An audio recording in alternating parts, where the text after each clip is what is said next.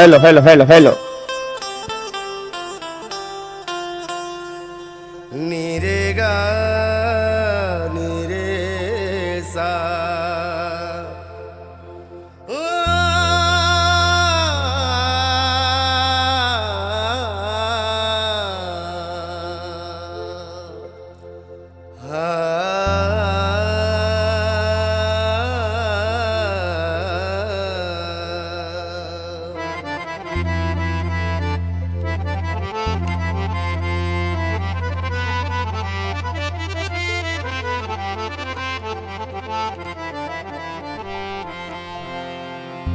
सजा दो घर को गुलशन सा, सजा दो घर को गुलशन सा, मेरे सरकार आए हैं। सजा दो घर को गुलशन सा, मेरे सरकार आए हैं।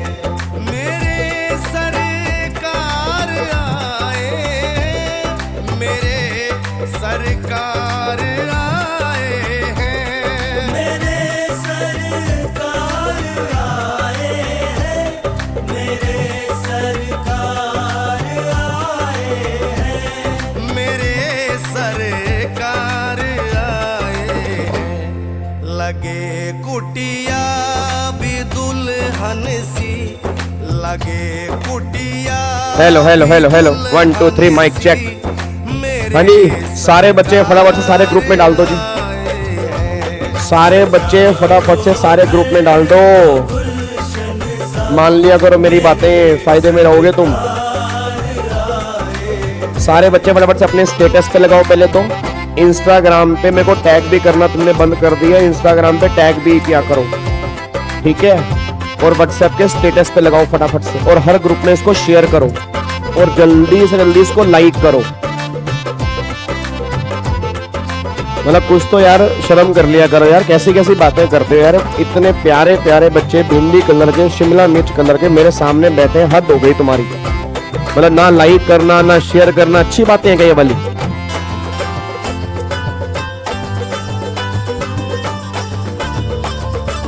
बराबर शेयर करो इसको जल्दी। इनके चरणों को बहाकर प्रेम की गंगा, बखारो इनके चरणों को। वीडियो वीडियो वीडियो बखारो इनके चरणों को बहाकर प्रेम की गंगा, बखारो इनके चरणों को प्रेम की गंगा।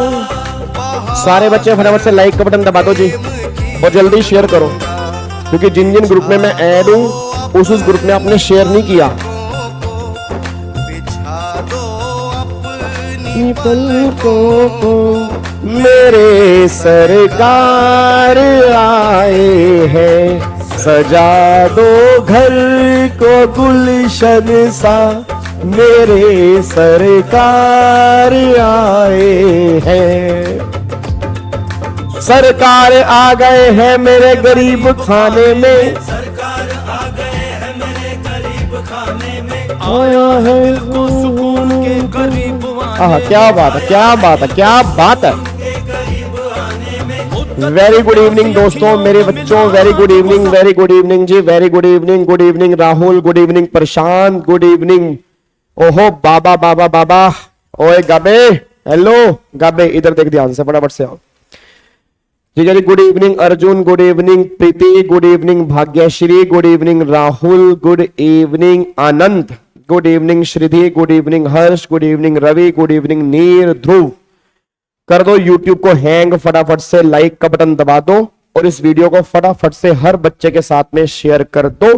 कोई भी ग्रुप बचना नहीं चाहिए, कहीं बाद में पता लगे कि आपने शेयर ही नहीं की, ठीक है ना। तो ऐसी ऐसी बातें मत किया करो। स्टूडेंट हो ना मेरे, दिल से रिस्पेक्ट करते हो ना, नकली वाला प्यार तो नहीं करते। दिल से अटैचमेंट है ना, एक होती है ऊपर से अटैचमेंट, एक होती है अंदर से अटैचमेंट, कि नहीं गाबा सर से एक रिश्ता है हमारा। अगर कभी ऐसा फील हो, ठीक है ना, तो इस बैच को सबके साथ शेयर किया करो। तुम्हें नहीं पता लोगों की दुआएं काम आती हैं, ठीक है ना। तो ये मत के सोचा करो यार मैं क्यों शेयर करूं, ये बातें अच्छी नहीं होती। सबके साथ शेयर किया करो, अच्छे से लाइक किया करो, कमेंट जरूर किया करो, बस ये पर ध्यान दो, ठीक है जी। और एक बात और बता दूं, सुबह सुबह सुदर्शन बैच की क्लास वो लाइव चल नहीं रही थी, तो सुदर्शन बैच की क्लास मैंने रिकॉर्डेड डाल दी है। तो जिन बच्चों को सुदर्शन बैच की क्लास सुबह वाली कैपिटल गेन की देखनी है, वो रिकॉर्डेड अपलोड कर दी है मैंने, प्लेलिस्ट के अंदर भी उसको देख सकते हो। रात को 9 बजे तक वो हमारी पब्लिक रहेगी, आप आराम से देख लेना, कोई दिक्कत वाली बात उसमें नहीं है। कल भी हमारी कैपिटल गेन की क्लास है, कल सुबह 7:45 पे है। कल वैसे मुझे कैपिटल गेन खत्म करना था, बट मुझे लग रहा है कि एक लेक्चर मैं और लगा देता हूं, जब इतने बढ़िया तरीके से करवा रहा हूं, जब तुम्हें मजा आ रहा है तो कोई दिक्कत वाली बात नहीं है कि एक लेक्चर हम कैपिटल गेन में और लगा देंगे। अगर हमारा कल कैपिटल गेन खत्म नहीं हुआ, उसके बाद फिर हमारा चैप्टर स्टार्ट होगा पीजीबीपी का। और आप सब जानते हो पीजीबीपी आपको मुश्किल लगता है, काफी सारे बच्चों को लगता है। बस आपसे एक रिक्वेस्ट करूंगा, पीजीबीपी मेरे साथ साथ लाइव अटेंड कर लेना। मैं आपसे वादा कर रहा हूं, आप कोई क्वेश्चन उठा लेना पीजीपी का, आप सारे क्वेश्चन सोल्व कर सकते हो, ठीक है ना। आपने सुना होगा पीजीपी टेक्निकल है, बहुत सारे प्रोविजन है, समझ में नहीं आते ये वो। बस आपसे एक रिक्वेस्ट करूंगी, एक बार ना आप दरबार में आके बैठ जाना, भगवान के आशीर्वाद से आपके अंदर पीजीपी ऐसा घुसा दूंगा ना, लाइफ में कभी भूल नहीं पाओगे, इतना मेरा आपसे वादा है, ठीक है। बट कोशिश करना उसको लाइव ही ज्वाइन करना, ठीक है ना, क्योंकि वो टेक्निकल चैप्टर है, लाइव में ही समझ में आएगा, रिकॉर्डेड में कई बार वो दिक्कत करता है, बस ये पर ध्यान दो, ठीक है जी। तो हमारा फटाफट से पीजीपी स्टार्ट होने वाला है, तो आप सारे के सारे बच्चे लाइव आ सकते हैं, कोई भी दिक्कत वाली बात नहीं है जी। बिल्कुल करेंगे जी, क्वेश्चन करेंगे, बिल्कुल करेंगे जी, ठीक है जी। चलो अब एक बार फटाफट से यहां पे आ जाओ जी, इधर देखो ध्यान से। अब सारे के सारे बच्चे आ जाओ यहाँ पे। आज वाली क्लास में हमें आईटीसी वाला चैप्टर खत्म करना है। जितने बच्चे भी इस टाइम लाइव बैठे हैं, हमारा त्रिशूल बैच में आईटीसी वाला चैप्टर चल रहा है जी। और अब सारे के सारे बच्चे एक बार फटाफट से यहाँ पे ध्यान दो। अभी तक आईटीसी वाले चैप्टर में 2 सेक्शन हमने कंप्लीट कर लिए हैं। अच्छा एक बात और बता दूं आपको, बिहार का वेन्यू बुक हो गया, हम बिहार आ रहे हैं, आपको पता है ना। हेलो भाई साहब, पता है ना आपको बिहार आ रहा हूं, मिलने के लिए आ रहे हो नहीं आ रहे। अगर तुम बिहार में रहते हो, मुझे नहीं पता कहां रहते हो, अररिया रहते हो, पटना रहते हो, भागलपुर रहते हो, या कहीं भी रहते हो, गया रहते हो या छपरा रहते हो, अगर तुम मिलने नहीं आए ना, फिर देख लो नाराजगी हो जाएगी। अगर हम 12 घंटे का सफर करके आपसे मिलने के लिए आ रहे हैं, तो आपका फर्ज बनता है कि आप भी हमसे मिलने के लिए आए।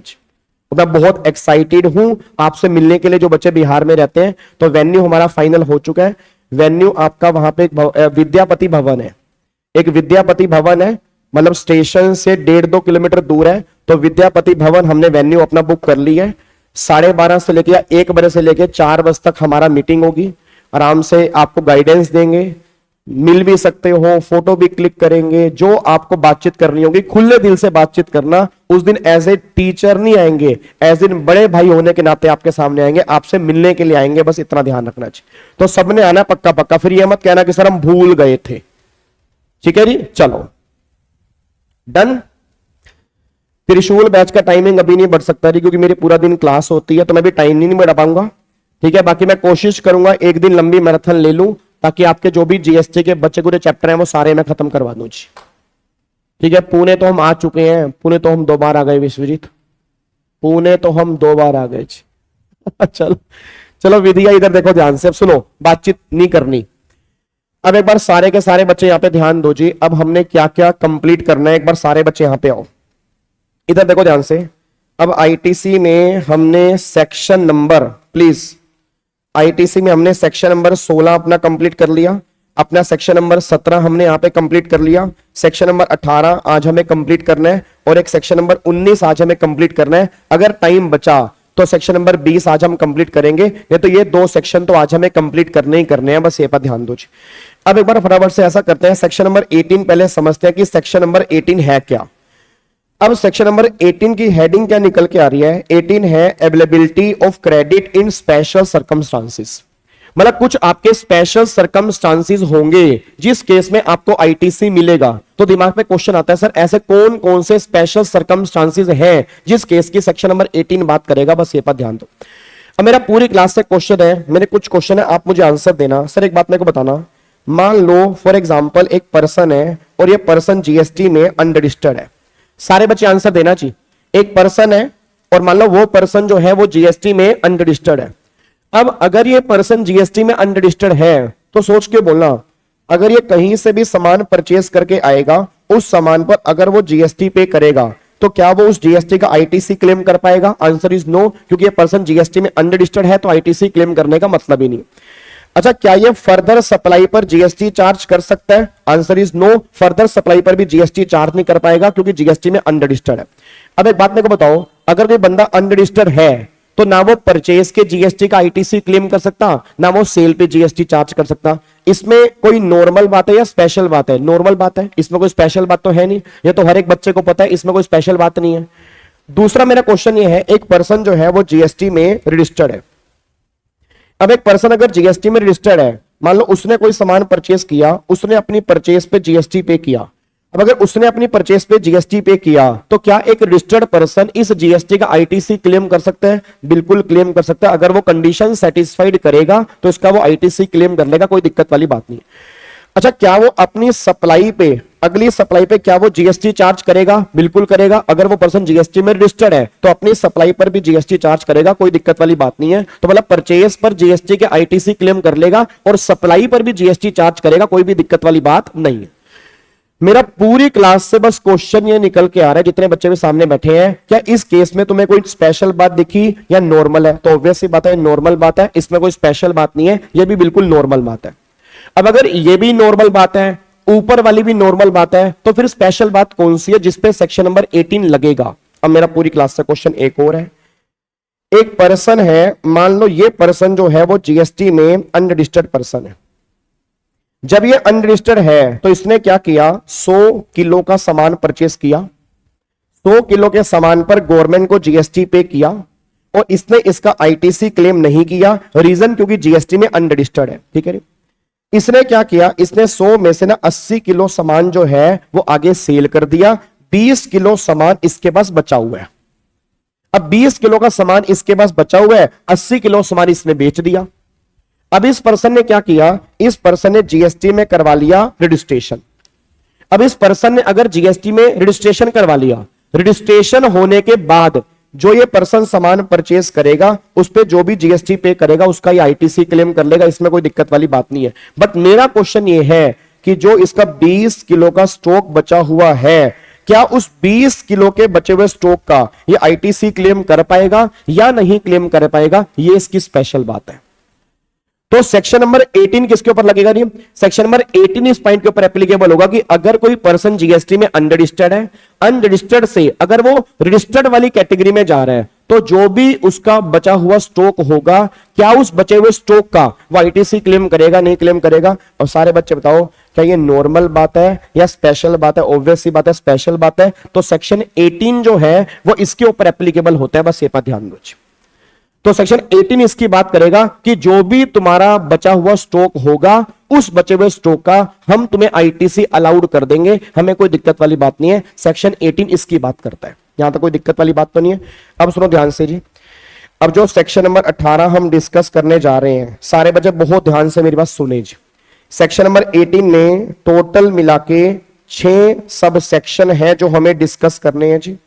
एक तो सेक्शन नंबर 18(1) है, सेक्शन नंबर 18(2) है, सेक्शन नंबर 18(3) है, सेक्शन नंबर 18(4) है, सेक्शन नंबर 18(5) है, सेक्शन नंबर 18(6) है। टोटल मिला के 6 सब सेक्शन है।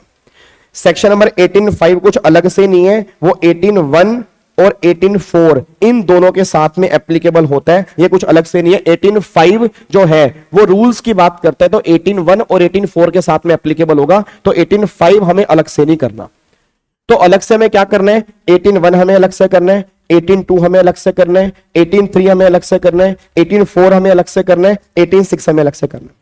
अब इसमें समझने वाले जो हैं वो 3 सब सेक्शन हमारे समझने वाले हैं। एक तो 18(1) समझने वाला है, एक 18.4 समझने वाला है और 18.6 समझने वाला है। और एग्जाम में जब भी क्वेश्चन बनेगा ना, आप देख लेना इन तीनों में से बनेगा, इसके अलावा कहीं से क्वेश्चन नहीं बनेगा। 18.2 में से नॉर्मली क्वेश्चन नहीं बनेगा, अगर एमसीक्यू उसके अंदर बन गया तो बन गया, अदरवाइज 18.2 में से क्वेश्चन बनने की उम्मीद नहीं है। 18.3 में से भी क्वेश्चन बनने की उम्मीद नहीं है, या तो बनेगा 18.1 में से, या बनेगा 18.4 में से, या बनेगा 18.6 में से। इन तीनों में से क्वेश्चन बनेगा, बस ये पर ध्यान दो। अब जो सबसे पहला हम यहाँ पे 18.1 यहाँ पे डिस्कस करने जा रहे हैं। अब 18.1 में टोटल मिला के 4 क्लोज हैं। एक तो क्लोज नंबर ए, एक क्लोज नंबर बी, एक क्लोज नंबर सी और एक क्लोज नंबर डी। तो 18.1 में 4 क्लोज है, ए बी सी डी, ये 4 क्लोज आपके निकल के आते हैं।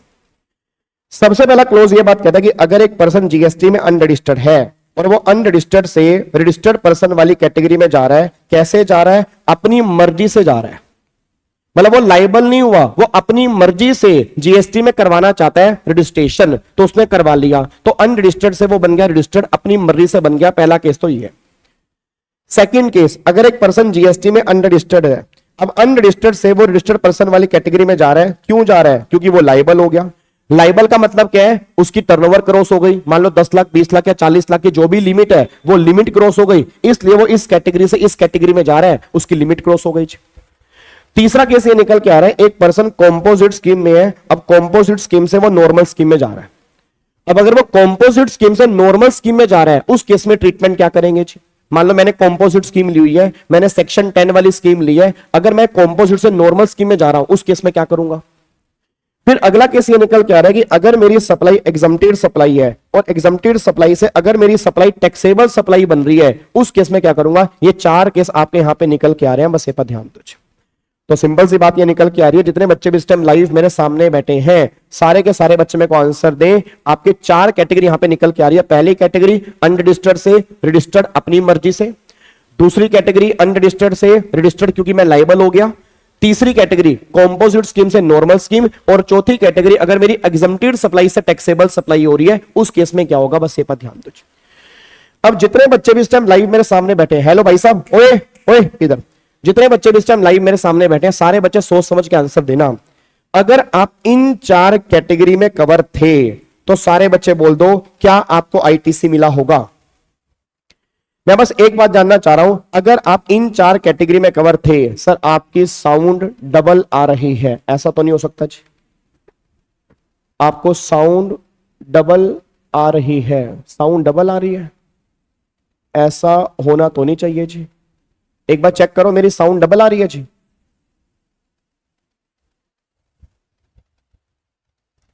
क्या मेरी साउंड डबल आ रही है? नहीं, सही आ रही है जी। तो एक बार आप वहां चेक करो, आई थिंक मेरे अकॉर्डिंग तो साउंड मेरी सही है। ठीक है, चलो एक बार फटाफट से बताओ, सारे बच्चे बताओ, अगर मैं इन 4 में से किसी भी कैटेगरी में कवर हूं, मैं अनरजिस्टर्ड हूं, मैं अनरजिस्टर्ड हूं, मैं कॉम्पोजिट स्कीम वाला हूं, मेरी सप्लाई एग्जम्प्टेड सप्लाई है, क्या इन 4 केस में मुझे आईटीसी मिला होगा? नहीं मिला होगा, क्योंकि अनरजिस्टर्ड को आईटीसी नहीं मिलता, कॉम्पोजिट स्कीम वालों को आईटीसी नहीं मिलता, एग्जम्प्टेड सप्लाई वाले केस में आईटीसी नहीं है, क्योंकि अगर आगे खून ही नहीं है तो आजादी भी नहीं मिलेगी। इट मींस इन 4 केस में आईटीसी मुझे नहीं मिलता। अच्छा, अगर मैं इन 4 वाली कैटेगरी में कवर हूं तो सोच के बताना, क्या इन 4 वाली कैटेगरी में मुझे आईटीसी मिलेगा? क्या इन 4 वाली इन कैटेगरी में मेरे को आईटीसी मिलेगा? नहीं मिलेगा। मैं रजिस्टर्ड हूं, नॉर्मल स्कीम में हूं या टैक्सेबल सप्लाई है, क्या इन 4 वाले केस में आईटीसी मिलेगा? यस मिलेगा, कोई दिक्कत वाली बात नहीं है। तो इन 4 में मिलेगा, उन 4 में नहीं मिलेगा। बट प्रॉब्लम ये निकल के आ रही है मेरे बच्चों, और मेरे भिंडी, मेरे शिमला मिर्च, मेरे बैंगनी कलर के बच्चों, I love you so much. Problem ये निकल के आ रही है कि अगर मान लो मैं इस कैटेगरी से इस कैटेगरी में जा रहा हूं, तो अगर मेरा कोई बैलेंस स्टॉक बचा हुआ है, उस बचे हुए स्टॉक का मुझे आईटीसी मिलेगा नहीं मिलेगा? बस क्वेश्चन इतना सहज। जब मैं इस कैटेगरी से इस कैटेगरी में जा रहा हूं, तो जो मेरा बचा हुआ स्टॉक है, कि मान लो मेरा, अच्छा एक बात बताओ, क्या स्टॉक बच सकता है? क्या स्टॉक बच सकता है? नहीं बच सकता। ये बताओ, क्या बच पाएगा? नहीं बच पाएगा। बिल्कुल स्टॉक बच सकता है यार, ऐसा थोड़ा कि मैंने सारा सामान बेच दिया होगा। क्या पता मेरा स्टॉक बचा हो, 10 kilo, 20 kilo, 30 kilo, 40 kilo, 50 kilo सामान मेरा बचा हो। तो गवर्नमेंट ने कहा सुनो मेरी बात, अब जो भी तुम्हारा स्टॉक बचा होगा, क्या उसका आईटीसी मिलेगा? तो बस 18(1) कहता है साहब जी आईटीसी मिल जाएगा, कोई दिक्कत वाली बात नहीं है। तो गवर्नमेंट ने कहा जिस दिन तुम यहां से यहां आए, जिस दिन तुम यहां से यहां आए उसे एक दिन पहले का जो भी तुम्हारा बचा हुआ स्टॉक होगा उसका तुम आईटीसी क्लेम कर लो, हमें कोई दिक्कत नहीं है। मान लो मैं कंपोजिट से नॉर्मल स्कीम के अंदर आया 15 सितंबर 2023 को, मैं कंपोजिट से नॉर्मल स्कीम के अंदर आया 15 सितंबर 23 को, तो 14 सितंबर को जो भी मेरा स्टॉक बचा होगा उसका मैं आईटीसी क्लेम कर लूंगा। गवर्नमेंट ये बात कहना चाह रही है। मेरी एग्जम्प्टेड सप्लाई, हाँ जी, मेरी एग्जम्प्टेड सप्लाई टैक्सेबल सप्लाई जो बनी है वो बनी है मान लो फॉर एग्जांपल 14 अक्टूबर को। अब मेरी एग्जम्प्टेड सप्लाई टैक्सेबल सप्लाई बन गई 14 अक्टूबर को, तो 13 अक्टूबर तक जो मेरा बचा हुआ स्टॉक होगा उसका मैं आईटीसी क्लेम कर लूंगा। साहब जी गवर्नमेंट ये बात कहना चाहती है। तो गवर्नमेंट सिंपल सी बात कहना चाहती है, अगर आप इन 4 कैटेगरी से इन 4 कैटेगरी में आ रहे हो तो जिस दिन भी आ रहे हो उससे एक दिन पहले का जो भी बचा हुआ स्टॉक होगा उसका तुम आईटीसी क्लेम कर लो, हम तुम्हें आईटीसी प्रोवाइड कर देंगे 18(1). बस इतनी सी बात कर रहा है। बच्चा कहता है गाबे के बच्चे सुन मेरी बात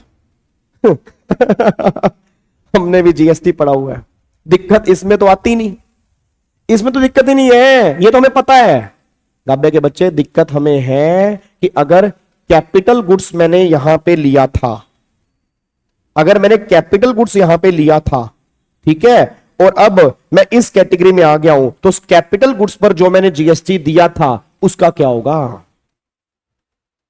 बात इसकी नहीं है, मटेरियल की नहीं है, बात इसकी नहीं है, स्टॉक की तो है ही नहीं बात भाई, इनपुट और इनपुट की बात नहीं है। अगर मैंने कैपिटल गुड्स यहां पे लिया था और यहां से यहां पे अगर आ गया हूं, उस कैपिटल गुड्स पर जो मैंने जीएसटी पे किया था उस केस में क्या होगा जी।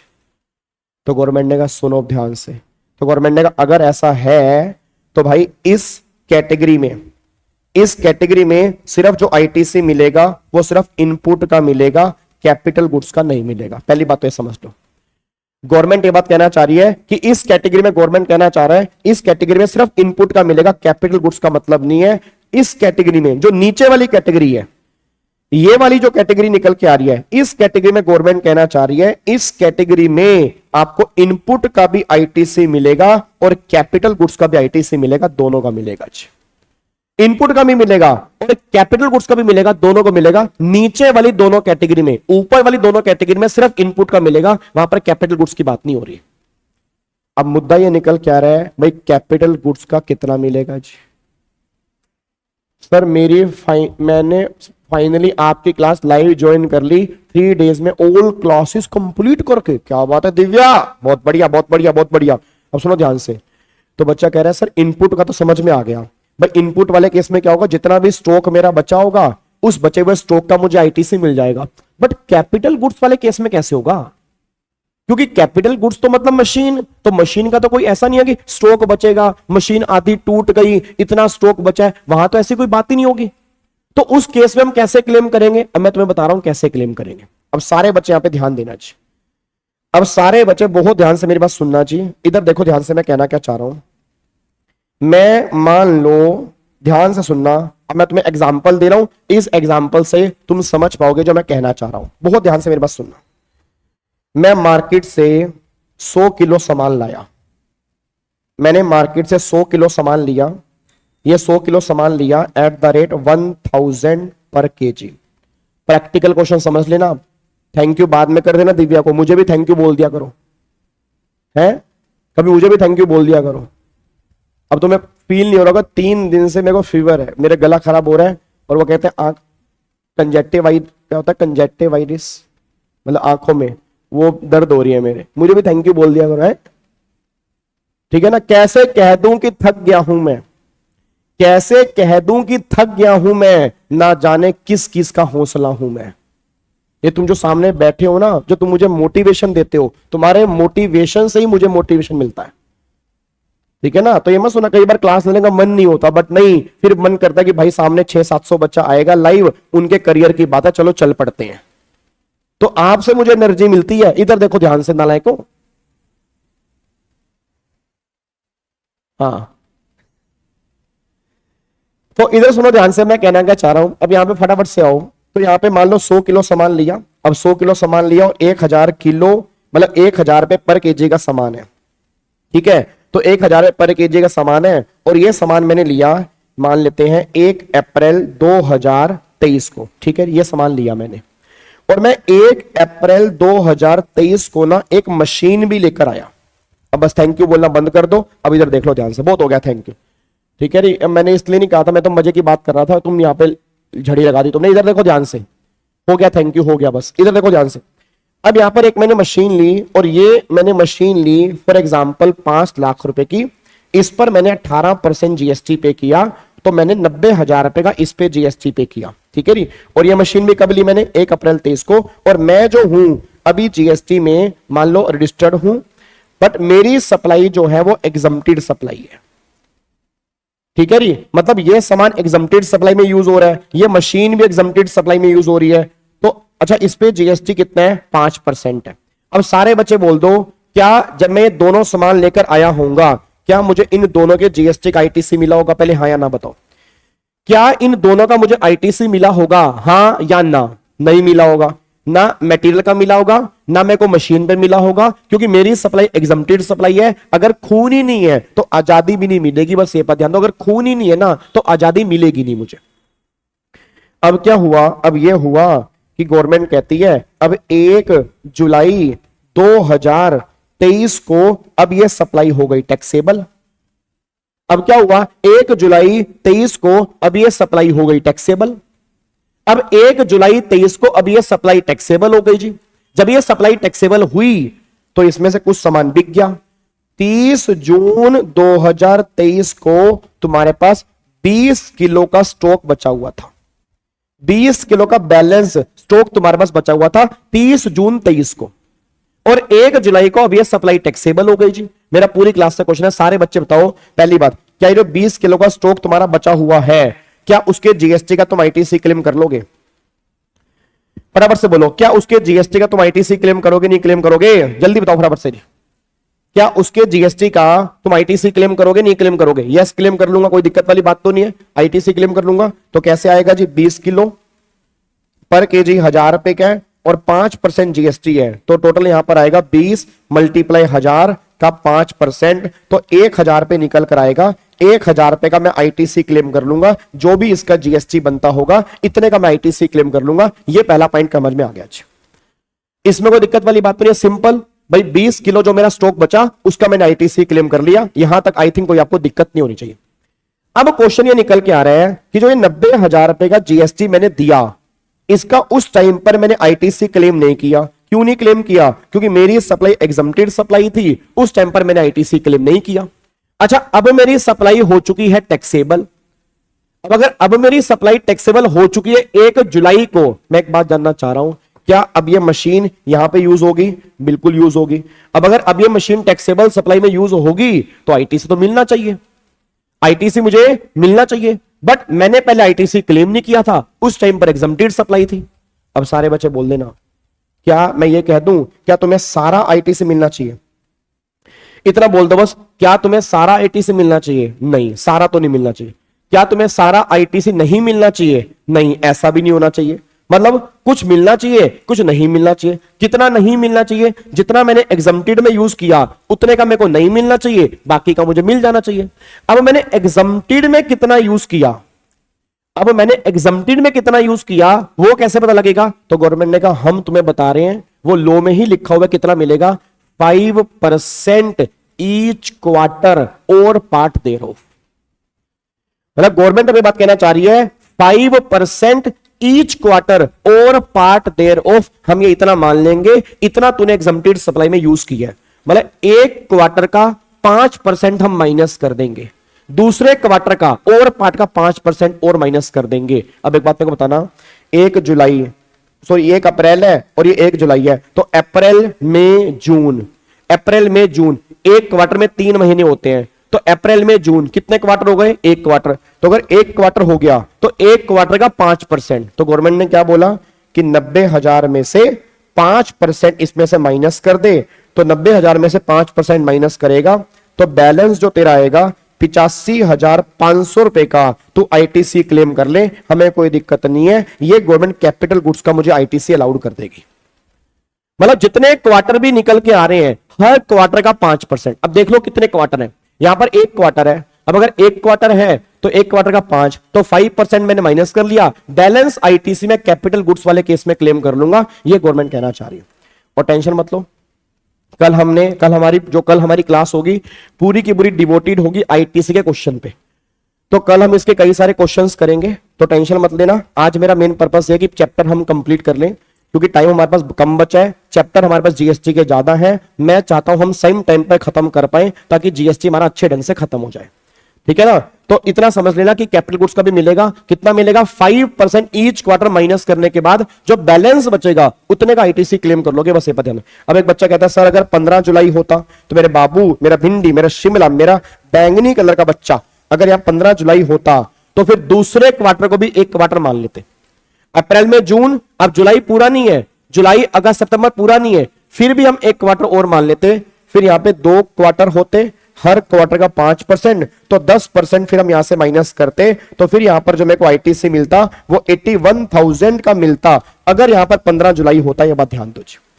तो हर क्वार्टर का 5% और दूसरे क्वार्टर और पार्ट के लिए 5% हम और लेके चलेंगे। अब जितने भी क्वार्टर निकल के आ रहे हैं उसको 5 से मल्टीप्लाई करके उतने परसेंट आप माइनस कर दोगे, बैलेंस आईटीसी क्लेम कर लोगे, बस ये पर ध्यान दो जी। क्या बात मेरी समझ में आ रही है? क्या बात मेरी समझ में आ रही है? पक्का पक्का? क्या इसको लोग कर सकते हैं जी? ठीक है सर, अगर आपने डेप्रिसिएशन क्लेम कर लिया तो आईटीसी क्यों मिलेगा यार? फिर वही बात कर रहे हो, फिर कल वाली बात कर रहे हो। अगर आपने डेप्रिसिएशन क्लेम कर लिया you can not claim ITC. यहां पे आईटीसी की बात सिर्फ तभी हो रही है अगर आपने डेप्रिसिएशन क्लेम नहीं की है, ठीक है ना। अगर आप डेप्रिसिएशन क्लेम कर चुके हो उस केस में आईटीसी मिलने का मतलब ही नहीं है, बस ये पर ध्यान दो। क्या इसको पैक कर सकता हूं जी? ठीक है जी, चलो ऐसा करता हूं यार, मैं 2 मिनट और लगाता हूं। एक क्वेश्चन तुम्हें दे रहा हूं, मुझे फटाफट से बताओ, टाइम वेस्ट मत करना। इधर देखो ध्यान से, जल्दी जल्दी जल्दी देखो।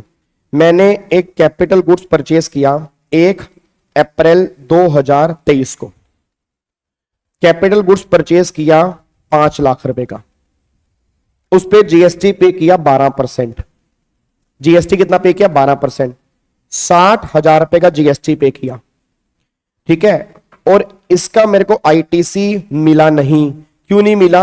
मेरी सप्लाई एग्जम्प्टेड सप्लाई थी, मेरी सप्लाई टैक्सेबल हो गई है। अब टैक्सेबल हो गई है 2 फरवरी 2024 को गवर्नमेंट की नोटिफिकेशन आ गई, अब ये सप्लाई टैक्सेबल है, अब ये सप्लाई टैक्सेबल है। अब मेरा क्वेश्चन बस ये निकल के आ रहा है कि मैं कैपिटल गुड्स का जो जीएसटी है उसका कितना आईटीसी क्लेम कर सकता हूं, बस क्वेश्चन मेरा ये है। सारे बच्चे बताओ जी, कोशिश करो करने की।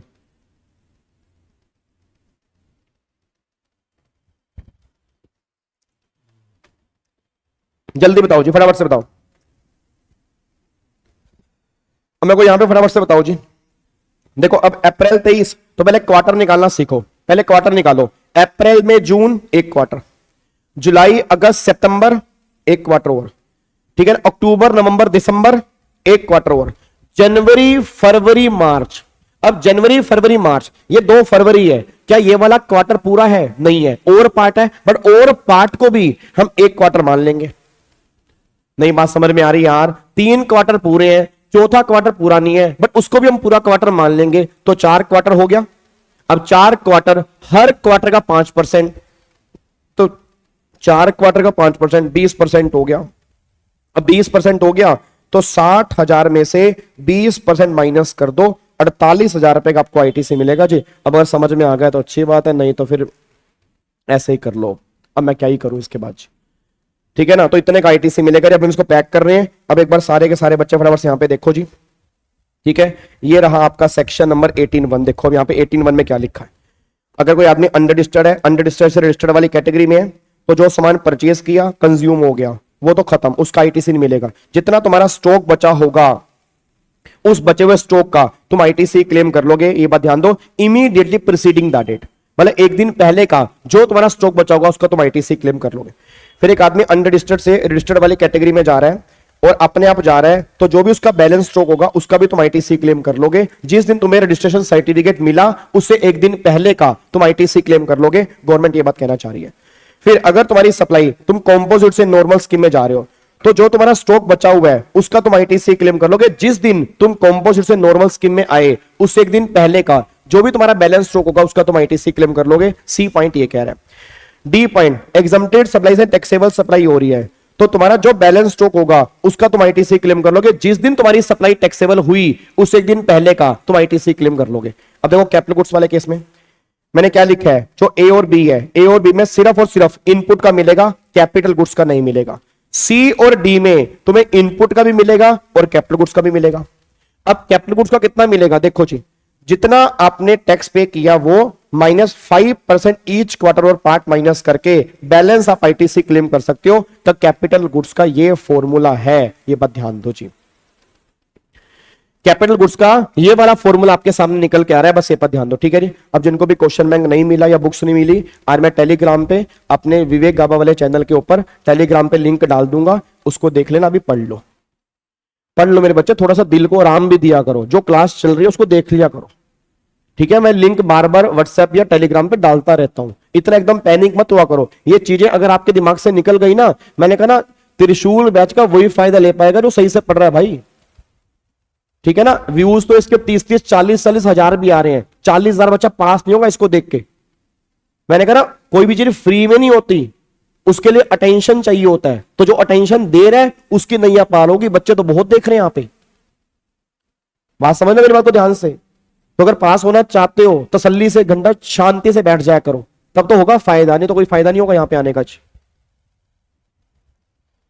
है जी। अब एक अगले पॉइंट पर आओ। अब एक बात मेरे को बताओ, जब यहां पे एक क्वेश्चन दिया हुआ है, ये तुम्हें मैं होमवर्क दे रहा हूं, जिसको भी प्रैक्टिस करनी है एक बार घर से आप ये वाला क्वेश्चन आप प्रैक्टिस कर सकते हैं। ये क्वेश्चन करके आपको मजा आ जाएगा जी, ये क्वेश्चन करके आपको मजा आ जाएगा। ये क्वेश्चन एक बार अपने घर से होमवर्क है, अगर नहीं हुआ तो कल मुझसे पूछ लेना, कल क्वेश्चन बैंक की क्लास है, नहीं तो आपका हो जाएगा क्वेश्चन, कोई दिक्कत वाली बात नहीं है जी। Sir thank you Vivek sir, मैं इस बार सीएमए क्लियर किया विद AIR 36, बहुत बढ़िया, वेरी गुड यार, कॉन्ग्रेचुलेशन, मैनी कॉन्ग्रेचुलेशन, आपको बहुत बहुत बधाई। चलो अब अगले पॉइंट पर आओ जी, अगले पॉइंट पर आओ। ये क्वेश्चन भी है, ये भी एक क्वेश्चन आपका होमवर्क है, ये क्वेश्चन भी आपने घर से करके आना है, बस ये पर ध्यान दो। अब एक बात मेरे को सोच के बताना, मेरा पूरी क्लास से क्वेश्चन है, इधर देखो मेरे को सारे बच्चे बताओ, क्या बचे हुए स्टॉक का तुम आईटीसी क्लेम कर सकते हो? सारे बच्चे बताओ, क्या बचे हुए स्टॉक का तुम आईटीसी क्लेम कर सकते हो? हाँ या ना तो बोल दो, अभी तुमने किया है, यस या नो, कर सकते हो। बचे हुए स्टॉक का तुम आईटीसी क्लेम कर सकते हो। अगर मैं क्लेम करना भूल गया तो, मेरा 10 किलो स्टॉक था, 10 किलो स्टॉक बचा था, उसके जीएसटी का मैं आईटीसी क्लेम करना भूल गया, अब मैं क्या करूं बताओ? अब मैं क्या करूं? जो मेरा 10 किलो का स्टॉक बचा हुआ था उसका मैं आईटीसी क्लेम करना भूल गया, क्या अभी भी उसका मैं आईटीसी क्लेम कर सकता हूं? क्या बैलेंस स्टॉक का, बचे हुए स्टॉक का, क्या मैं अभी भी आईटीसी क्लेम कर सकता हूं क्या? जल्दी बता दो यार, हाँ या ना। यस क्लेम कर सकता हूं। टाइम लिमिट क्या होगी, कब तक क्लेम कर सकता हूं जी? जल्दी बोलो, कब तक क्लेम कर सकता हूं जी मैं? बस यही देखना चाह रहा था मैं, 30 नवंबर। अब गलती से भी 30 नवंबर की कोई बच्चा टाइम लिमिट यहां नहीं लिख देगा, वो नॉर्मल आईटीसी क्लेम करने की टाइम लिमिट है, ये स्पेशल आईटीसी है। मैंने कहा ना, ध्यान से सुनोगे तो समझ में आएगा। वो जो तुम 30 नवंबर की टाइम लिमिट कह रहे हो वो नॉर्मल आईटीसी क्लेम करने की है। अगर तुम्हारा स्पेशल आईटीसी है सेक्शन 18 वाला, इसका आईटीसी तुम क्लेम कर सकते हो within 1 year from the date of invoice. तो जब से इसका इनवॉइस कटा वहां से 1 साल के अंदर अंदर ही तुम आईटीसी क्लेम कर पाओगे, उसके बाद आईटीसी क्लेम नहीं कर पाओगे। बस ये पर ध्यान देना चाहिए। क्या बात मेरी समझ में आ रही है? अब मुझे पता है बच्चे नालायक होते हैं, तो उनकी सिंपलिसिटी के लिए मैंने लिख भी रखा है नीचे कि देखो, नॉर्मल आईटीसी 30 नवंबर और एनुअल रिटर्न की एक्चुअल रीच एवरेज अर्लियर, और स्पेशल आईटीसी जो है वो विद इन 1 ईयर तक क्लेम कर सकते हो, इसके बाद क्लेम नहीं कर सकते। बस ये पर ध्यान दो। क्या बात मेरी समझ में आ रही है? क्या आपको मेरी बातें समझ में आती हैं? अगर आती है तो फटाफट से लाइक का बटन ठोक दो, जल्दी से जल्दी जी। डन। चलो अब अगले पॉइंट पर आओ। अब एक बात मेरे को बताओ, एक कंपनी अमलगामेशन में जा रही है जी। अब अगर कंपनी अमलगामेशन में जा रही है, अमलगामेशन हो गया, मान लो कंपनी एलएलपी में कन्वर्ट हो रही है, एलएलपी कंपनी में कन्वर्ट हो रही है, मतलब सक्सेशन हो रहा है, समझ रहे हो? सक्सेशन का मतलब क्या होता है? प्रीडिसेसर कंपनी बंद हो रही है और नए वाली कंपनी आगे जा रही है। तो जो पिछले वाला आईटीसी है अमलगामेटिंग कंपनी का, क्या उस आईटीसी को नए वाली कंपनी जो उसका अनयूटिलाइज आईटीसी है, क्या वो कैरी फॉरवर्ड कर सकती है? क्या वो कैरी फॉरवर्ड कर सकती है? आंसर इज यस, कर सकती है। 18(3) इतनी सी बात बोलते हैं कि जो भी आपका अमलगामेशन, मर्जर, डी मर्जर वाला केस है तो अनयूटिलाइज आईटीसी अगले वाली कंपनी कैरी फॉरवर्ड कर सकती है। कोई भी दिक्कत वाली बात नहीं है, आप कैरी फॉरवर्ड कर सकते हो जी। ठीक है जी, आप कैरी फॉरवर्ड कर सकते हो, ये बात ध्यान लो जी। अब अमलगामेशन क्या होता है तो भैया ये तो अकाउंट्स वाले बताएंगे आपको, नालायक। अमलगामेशन क्या होता है? मेरे को कई बच्चे ईईटी वाले आ गए हैं, जो है ना फाउंडेशन वाले बच्चे होते हैं, वो आ गए कि चलो यार गाबा सर जीएसटी पढ़ा रहे हैं भाई, थोड़ा बहुत नाम हमने सुना हुआ है गाबा सर का, एक आधा बच्चा उनको जानता है, चलो देख ही लेते हैं गाबा सर कैसा पढ़ाते हैं। अबे नालायक, अमलगामेशन क्या होता है? जो इतनी बड़ी बड़ी कंपनी आपस में मर्ज हो रही हैं, ठीक है ना, इतनी बड़ी बड़ी कंपनी के मर्जर हो रहे हैं, समझ में आ गया ना? जो कंपनी आपस में ज्वाइंट होकर एक नई कंपनी बनाती हैं उसको अमलगामेशन बोलते हैं। कैपिटल गुड्स की लिमिट नहीं है 1 साल की, कैपिटल गुड्स की लिमिट 5 साल की है। क्वेश्चन, चलो अगले पॉइंट पर आओ। अब यहां पे आ जाओ 18(4). अब ये है इंपॉर्टेंट, अब सुनो ध्यान से 18(4). अब सारे बच्चे यहां पे ध्यान चाहिए। अगले 20 मिनट किसी का भी दिमाग अगर यहां से वहां चला गया तो अगले 2 सब सेक्शन तुम्हें समझ में नहीं आएंगे, तुम्हारे 5 नंबर इस चैप्टर के गायब हो जाएंगे जी। मेरे को सारे बच्चे एक बात बताना, मेरा क्वेश्चन है, मान लो मेरी सप्लाई एग्जम्प्टेड सप्लाई है, मेरी सप्लाई एग्जम्प्टेड सप्लाई है, एग्जम्प्टेड सप्लाई से मेरी सप्लाई टैक्सेबल हो रही है या मैं कॉम्पोजिट स्कीम से नॉर्मल स्कीम में जा रहा हूं? सारे बच्चे बताना। अगर मेरी सप्लाई एग्जम्प्टेड सप्लाई से टैक्सेबल सप्लाई हो रही है या कॉम्पोजिट स्कीम से नॉर्मल स्कीम में जा रहा हूं, तो जो भी मेरा बचा हुआ स्टॉक है, क्या उस बचे हुए स्टॉक का मुझे आईटीसी मिलेगा? यस मिलेगा। जो मैंने कैपिटल गुड्स लिया, क्या कैपिटल गुड्स वाले केस में आईटीसी मिलेगा? बिल्कुल मिलेगा। कितना मिलेगा? जितना टोटल मैंने टैक्स पे किया उसमें से 5% ईच क्वार्टर माइनस करने के बाद बैलेंस जो होगा इतने का मुझे आईटीसी मिलेगा। अभी तक हमने 18(1) में ये पढ़ा है, अभी तक हमने 18(1) में ये पढ़ा है कि इतने का मुझे आईटीसी मिल जाएगा। बट मेरा क्वेश्चन है, इसके रिवर्स हो गया, मान लो इसके रिवर्स हो गया। रिवर्स का मतलब यह है कि मान लो मेरी दिक्कत क्या आ रही है, मेरी टैक्सेबल सप्लाई एग्जम्प्टेड सप्लाई चली गई। भाई अभी तक टैक्सेबल थी फिर एग्जम्प्ट हो गई, या मैं नॉर्मल स्कीम से अब मैं कॉम्पोजिट स्कीम में जा रहा हूं। अब बताओ, इसका रिवर्स हो गया, बोलो ना। अब सोच के बोला, जब यहां पे तुम्हें आईटीसी मिल रहा था तो क्या आपको नहीं लग रहा अगर इसके उल्टा हो गया तो आईटीसी मेरे को रिवर्स करना पड़ेगा? क्योंकि जब मैं इस वाली कैटेगरी में होऊंगा तो इस वाली कैटेगरी में मैंने आईटीसी यहां पे ले लिया होगा जी, यहां पे ले लिया होगा, और जब मैं इस वाली कैटेगरी में आया तो आईटीसी मुझे मिलना नहीं चाहिए। तो क्या आपको नहीं लग रहा जो मैंने आईटीसी लिया उसका मेरे को रिवर्सल करना पड़ेगा जी? थोड़ा सा अगर दिमाग लगाओगे, जब 18(1) में आईटीसी मिल रहा है तो 18(4) में रिवर्स भी तो करोगे, या गवर्नमेंट से मांगते ही रहोगे कि दे दे गवर्नमेंट, दे दे गवर्नमेंट, मांगे भी तो सही। गवर्नमेंट के लिए एक बात बता, जब तू नॉर्मल से कॉम्पोजिट स्कीम में जा रहा है तो जो तेरा जितना तेरा बैलेंस स्टॉक बचा हुआ है उसका आईटीसी रिवर्स करना। तो गवर्नमेंट अब ये बात कहना चाहती है कि अगर तुम टैक्सेबल से एग्जम्प्टेड सप्लाई में जा रहे हो या तुम्हारी नॉर्मल स्कीम से कॉम्पोजिट स्कीम में जा रहे हो, तो जो भी तुम्हारा बैलेंस स्टॉक बचा है उसका आईटीसी आपको करना पड़ेगा रिवर्स। जो भी तुम्हारा यहां पे बचा हुआ है, तो गवर्नमेंट ये बात कहना चाह रही है उस केस में बैलेंस स्टॉक का आईटीसी आपको रिवर्स करना पड़ेगा। बस ये पर ध्यान दो। अब बच्चा कह रहा है सर इसमें दिक्कत नहीं है गाबा सर इसमें दिक्कत नहीं है, ये तो कोई दिक्कत नहीं है, जितना मेरा स्टॉक बचा होगा वो मैं रिवर्स कर दूंगा। दिक्कत ये है कैपिटल गुड्स कि अगर मान लो मैंने कोई कैपिटल गुड्स यहां पे परचेस किया और अब मैं इस केस में आ गया तो मेरे को रिवर्स करना पड़ेगा। कितना कैपिटल गुड्स वाले केस में कितना रिवर्स करूंगा? तो गलती से 5% वाला पॉइंट मत बोल देना, वो आईटीसी लेने के लिए है, वो आईटीसी लेने के लिए है, ठीक है ना। रिवर्सल के लिए कैपिटल गुड्स में वो 5% वाला पॉइंट एप्लीकेबल नहीं होता। तो बच्चा कह रहा है सर फिर उसमें एप्लीकेबल क्या होता है? अब सुनो उसमें एप्लीकेबल क्या होता है। रिवर्सल का मतलब देखो, रिवर्सल दो तरीके से होता है, या तो तुम्हारी आउटपुट टैक्स लाइबिलिटी में जुड़ जाएगा या तुम्हें पोर्टल पे जाके अपना आईटीसी हटाना पड़ेगा जी। ठीक है ना। रिवर्सल जीएसटी में दो तरीके से होता है, या तो तुम्हारी लाइबिलिटी बढ़ जाएगी, उतने तुम्हें पैसा देना पड़ेगा, या तुम्हें पोर्टल पे जाके अपना आईटीसी हटाना पड़ेगा जी। अब सुनो ध्यान से, कैपिटल गुड्स वाले केस में कितना है, इधर सुनो ध्यान से, मैं तुम्हें एग्जांपल देता हूं। मान लो मैंने एक मशीन ली, ये मशीन है जी, सारे बच्चे यहां पे ध्यान देना। मैंने एक मशीन ली और मशीन ली 5 लाख की, 18% जीएसटी दिया। अभी सप्लाई, अभी मान लो मैं जो हूं फॉर एग्जांपल मेरी सप्लाई अभी टैक्सेबल है, और ये मशीन मैंने कब ली है? 1 अप्रैल 2023 को ली है, मेरी सप्लाई अभी टैक्सेबल है, तो 90,000 रुपए का मैंने जीएसटी पे किया। सारे बच्चे बोल दें क्या इस 90,000 रुपए का मेरे को आईटीसी मिलेगा नहीं मिलेगा? जल्दी बोलो फटाफट से।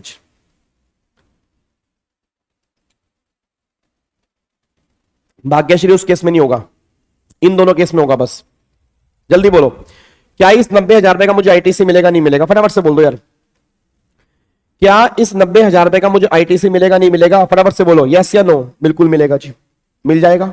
अब क्या हुआ, 1 सितंबर 2023 को यह सप्लाई हो गई एग्जम्प्ट।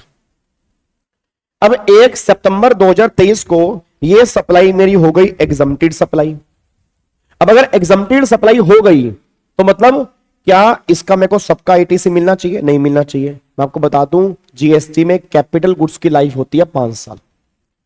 सारे बच्चे इस बात को कान खोल के सुन लें, जीएसटी में प्रैक्टिकल क्वेश्चन आते हैं। सेक्शन 18 में जब भी क्वेश्चन बनेगा प्रैक्टिकल बनेगा, थ्योरी का मतलब नहीं है जी। इसमें कभी थ्योरी नहीं बनता, प्रैक्टिकल ही बनता है। इसमें वो बनता है 18(1), 18(4) या 18(6) में सही है जी। तो क्या जीएसटी में कैपिटल गुड्स की लाइफ होती है 5 साल? एक बच्चा कह रहा है कहां लिखा है बताना? 5% ईच क्वार्टर, तो हर साल में कितने परसेंट हो गया? करो ना कैलकुलेट, मेरी तरफ क्या देख रहे हो? 5% हर क्वार्टर में, तो एक साल में कितने परसेंट हो गया? 20%।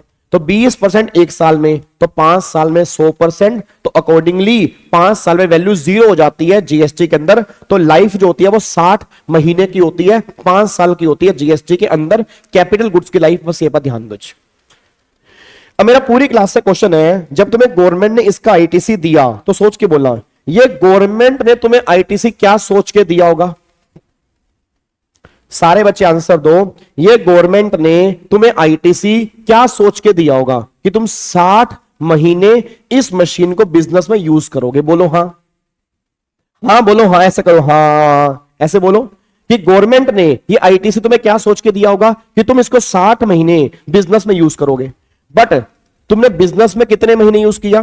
तुमने अप्रैल, मई, जून, जुलाई, अगस्त, बस 5 महीने यूज किया, क्योंकि 1 सितंबर से तो यह सप्लाई एग्जम्प्टेड सप्लाई हो गई। तो अप्रैल, मई, जून, जुलाई, अगस्त 5 महीने यूज किया।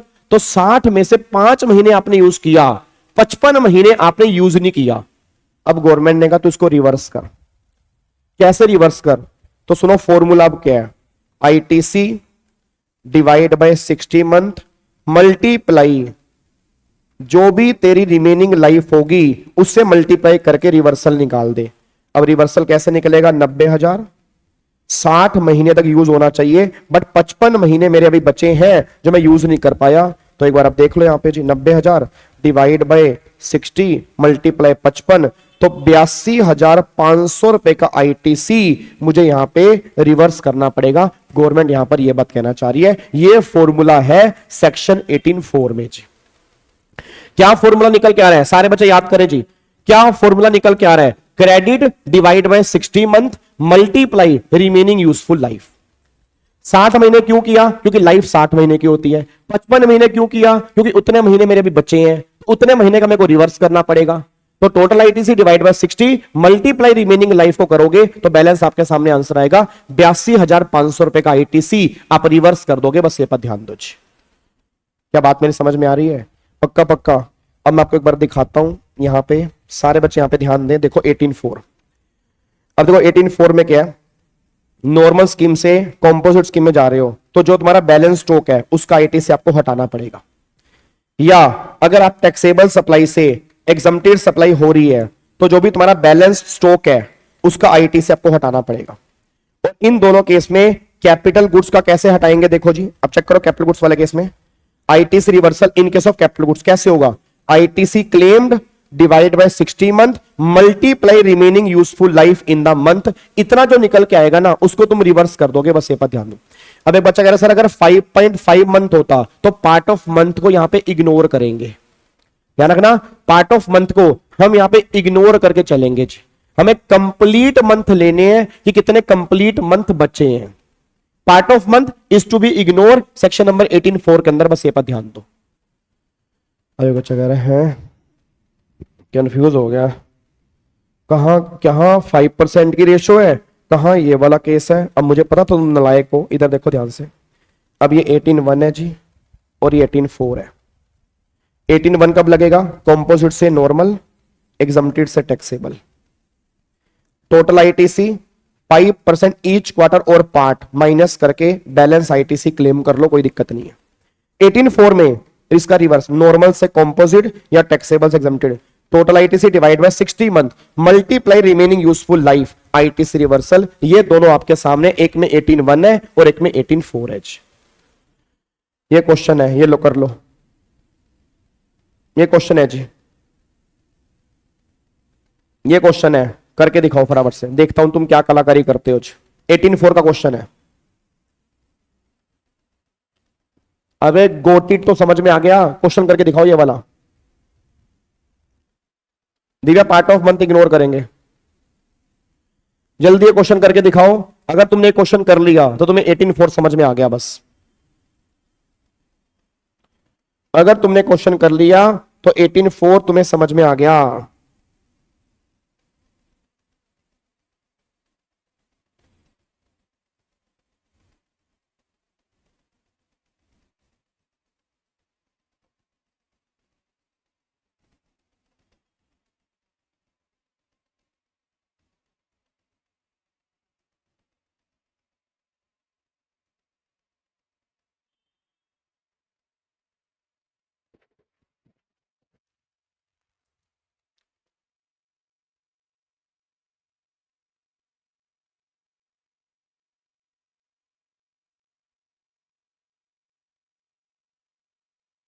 कैपिटल गुड्स की क्वेश्चन, कैपिटल गुड्स की जो आईटीसी भी मिलेगा वो भी 60 महीने के अंदर ही मिलता है, मंथली बेस पर आईटीसी मिलता है हर महीने के अकॉर्डिंग। हाँ नहीं, कितना आ रहा है जी। अब एक बात मेरे को बताओ, इधर देखो ध्यान से। अब यहां पे एक बात चेक करना, आपने गुड्स मैन्युफैक्चर किया, VG limited exempted supply from GST with effect from 1 August 23। अब देखो जी, अब यहां पे गवर्नमेंट कह रही है एग्जम्प्टेड सप्लाई हो रही है 1 अगस्त 23 से 31 जुलाई तक उस पर टैक्सेबल था, 31 जुलाई तक उस पर टैक्स था। और इंफॉर्मेशन दे रखी 31 जुलाई को, ये तुम्हारा बचा हुआ स्टॉक है। अब सारे बच्चे बोलना अगर ये बचा हुआ स्टॉक है तो बचा हुआ स्टॉक है तो 1,12,000 डिवाइड बाय 112 मल्टीप्लाई 12, तो 12,000 रुपए का तो ये आईटीसी हो गया जो इनपुट का है। भाई जो भी मेरा बचा हुआ स्टॉक है तो 12,000 रुपए का तो ये हो गया जी, 12,000 रुपए का ये हो गया। अब बात करो कैपिटल गुड्स की, तो 72,000 रुपए capital goods divide by 60 month multiply. अब आपने लिया कब है, 1 सितंबर 22, तो 1 सितंबर 22 को लिया, 1 अगस्त 23 को ये एग्जम्प्टेड हो गया।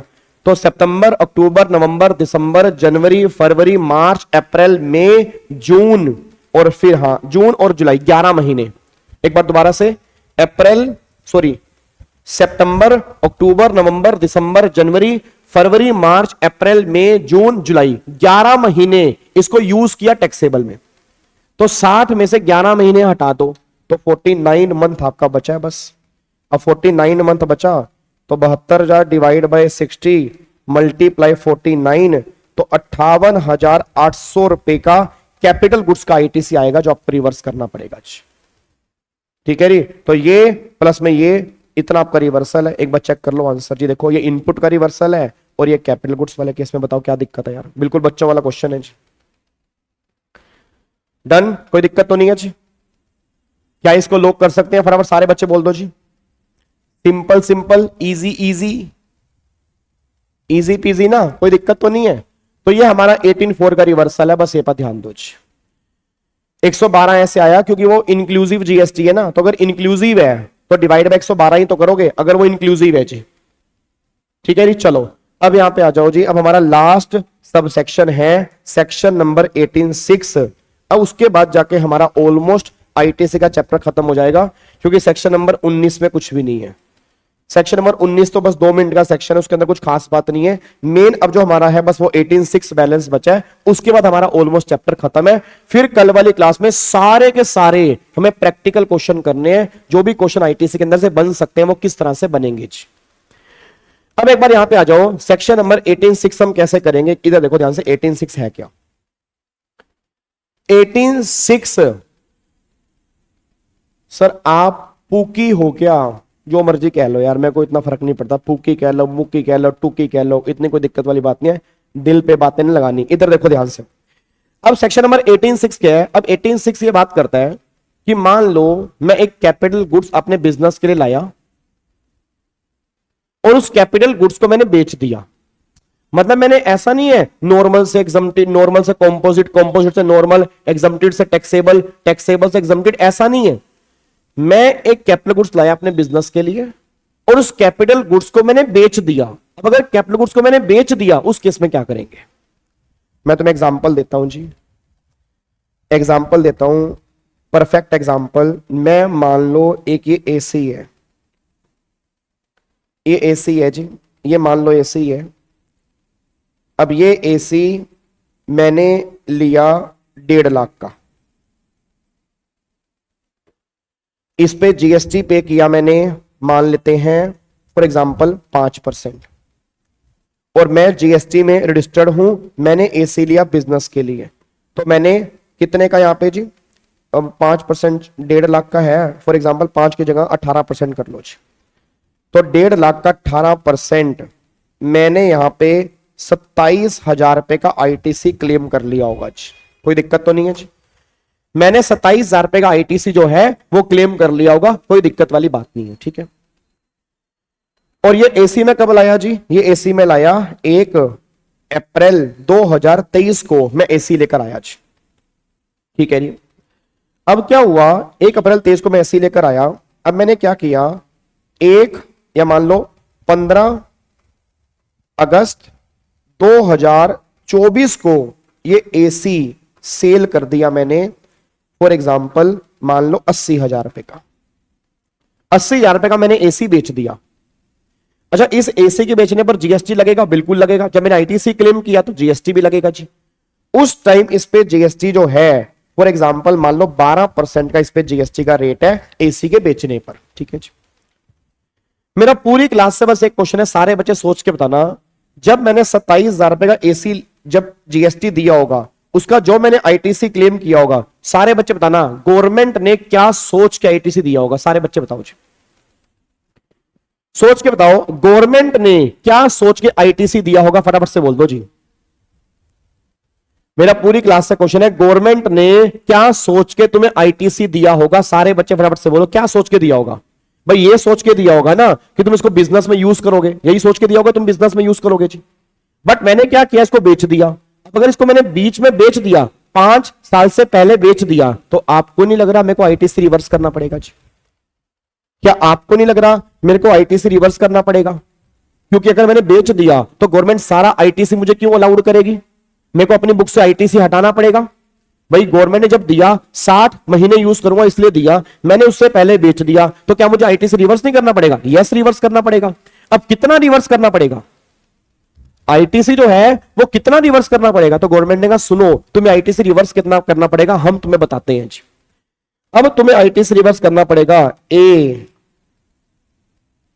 सुनो ध्यान से, अब ए और बी, इन दोनों में से जो भी हायर होगा उतना आईटीसी रिवर्स करना पड़ेगा जी। 1 और 2 में से जो भी हायर होगा ना, उतना आईटीसी आपको हटाना पड़ेगा। हम आईटीसी उतना आपको नहीं देंगे। अब कितना हटाना पड़ेगा जी?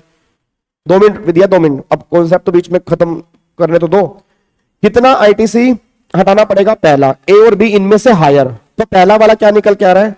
पहला वाला निकल के आ रहा है, जितने का आपने एसी बेचा उसका 12% जीएसटी।